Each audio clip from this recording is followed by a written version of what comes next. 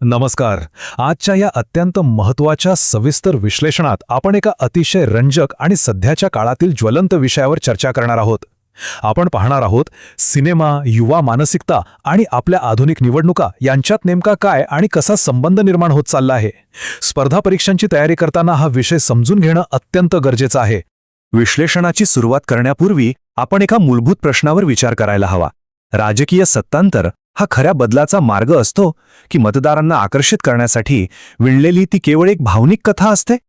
आजकाल राजकीय मोहिमा एखाद्या चित्रपटाच्या स्क्रिप्टसारख्या लिहिल्या आणि डिझाईन केल्या जात असल्याने हा प्रश्न आपल्यासाठी खूप कळीचा ठरतो. नागरी सेवा परीक्षांच्या दृष्टिकोनातून हा विषय अधिक स्पष्ट व्हावा यासाठी आपण या विश्लेषणाची विभागणी एकूण 6 मुख्य मुद्द्यांमध्ये केली आहे. यात राजकारणाचं सिनेमाकरण, नॅरेटिव्हचं महत्त्व, युवकांमधील राजकीय निरक्षरता, सोशल मीडियाचा प्रभाव आणि शेवटी आपल्या परीक्षांचा दृष्टिकोन या क्रमाने आपण पुढे जाणार आहोत. तर सुरुवात करूया आपल्या पहिल्या विभागापासून, राजकारणाचे वाढते सिनेमाकरण. अलीकडेच तामिळनाडूमध्ये घडलेल्या घडामोडींचा आपण इथे केस स्टडी म्हणून अभ्यास करणार आहोत. मुख्य परीक्षेच्या उत्तरलेखनासाठी ही संकल्पना खूपच महत्त्वाची आहे बरं का. राजकारणाचे सिनेमाकरण म्हणजे नेमकं काय? एकदम सोप्या भाषेत सांगायचं तर आधुनिक राजकीय प्रचार मोहिमांचे एका नाट्यमय, भावनिक आणि अगदी चित्रपटाच्या कथानकासारख्या स्वरूपात होणारे रूपांतर. होय, राजकारण आता अक्षरशः एका स्क्रिप्टेड ड्रामासारखं बनत चाललं आहे. याचं एक उत्तम उदाहरण म्हणजे अलीकडेच तामिळनाडूत एका अभिनेता राजकारणी व्यक्तीच्या टीव्हीके पक्षाला युवकांचा मिळालेला प्रचंड पाठिंबा. विशेष म्हणजे हा पाठिंबा कोणत्याही कठोर राजकीय विचारधारेमुळे किंवा धोरणामुळे मिळालेला नाही, तर तो मिळालाय बदल या एका अत्यंत भावनिक आवाहनामुळे. एखाद्या सिनेमात जसा नायक एंट्री घेतो आणि सगळं बदलून टाकतो, तशाच पद्धतीचा हा भावनिक प्रतिसाद आहे. आता वळूया दुसऱ्या विभागाकडे. इथे आपण समजून घेणार आहोत की या नाट्यमय कथा किंवा नॅरेटिव्ह प्रत्यक्ष धोरणात्मक चर्चांना कशा प्रकारे मागे टाकत आहेत. इथे एक अत्यंत मार्मिक आणि विचार करायला लावणारं निरीक्षण आहे. युवकांना फक्त सरकारमध्ये बदल नकोय, त्यांना अशी एक कथा हवी आहे जी त्यांच्या जीवनाला काहीतरी दिशा आणि उद्देश देईल. सोशल मीडियाच्या या वेगवान युगात दिशाहीनतेची पोकळी भरून काढण्याचं काम या प्रेरणादायी राजकीय कथा करत आहेत आणि म्हणूनच त्या राजकीय निर्णयांवर एवढा प्रचंड प्रभाव टाकत आहेत.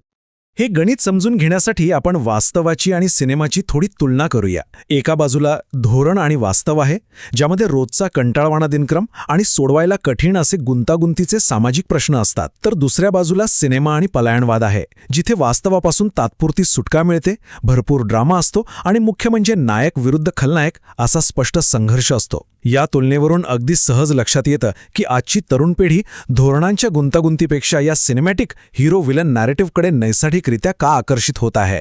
तिसरा विभाग, युवक आणि राजकीय निरक्षरता. ही प्रवृत्ती अशी का वाढतीये, याच्या मुळाशी नेमकं काय आहे, त्याचा आता आपण शोध घेऊया. अनेकदा असं म्हटलं जातं की राजकीय समर्थकांमध्ये मूलभूत राजकीय आकलनाचा अभाव आहे, पण खरी गोम इथेच आहे. हा अज्ञानाचा प्रश्न काही एका रात्रीत निर्माण झालेला नाही किंवा तो कुण्या एका व्यक्तीचा दोष नाही. हे एक संस्थात्मक आणि पद्धतशीर अपयश आहे. समाजात राजकीय शिक्षणाचा असलेला अभाव आणि सर्वात महत्त्वाचं म्हणजे आपल्या शैक्षणिक संस्थांचे झालेले डिपॉलिटिसायझेशन.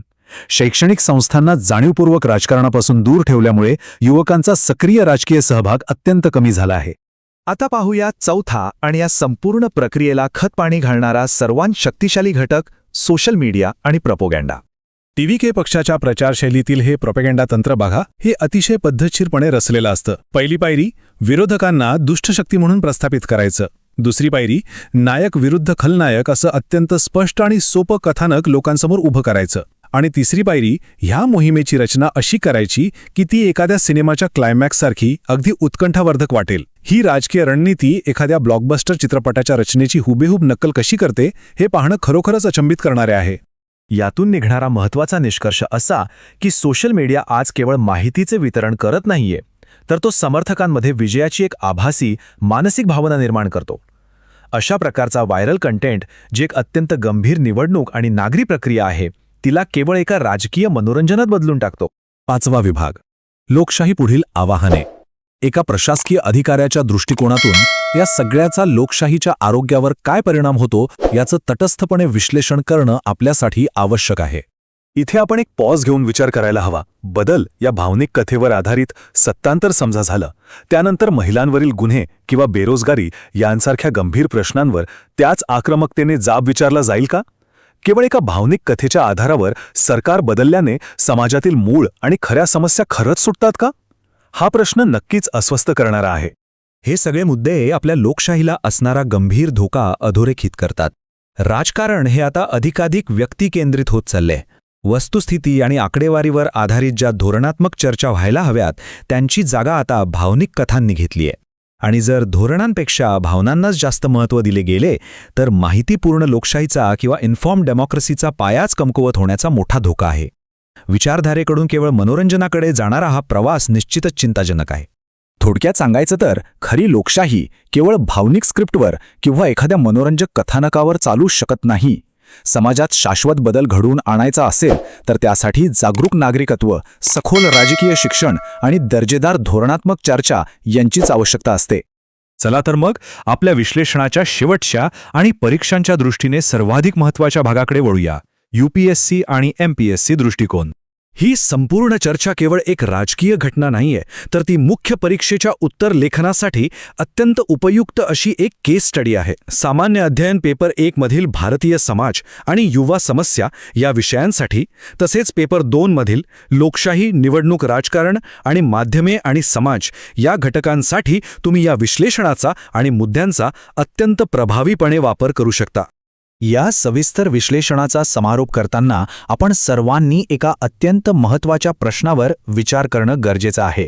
भावनिक नॅरेटिव्हच्या आणि व्हायरल होणाऱ्या कथांच्या या युगात आपली भारतीय लोकशाही भविष्यात खऱ्याखुऱ्या धोरणात्मक चर्चेवर उभी राहील की केवळ एका राजकीय मनोरंजनावर? विचार नक्की करा.